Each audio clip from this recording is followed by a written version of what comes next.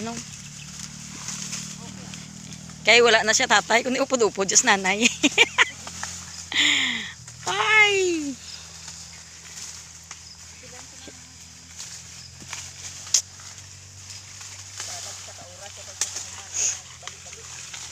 Sadya man galing mang-harvest, no? For 15 years, nakabalik sa harvest. Na, tanan sila, dugay na, nga wala ka pang harvest. Sugo na nila sa kapinadohon. Naka-harvest kali ko, oy may panggas ko mo.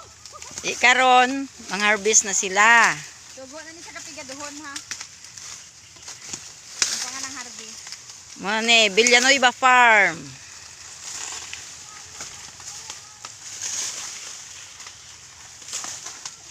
Ang bata, maupod-upod lang gid kay. Kung din yan nanay, dito man siya, kay wala man bilinan.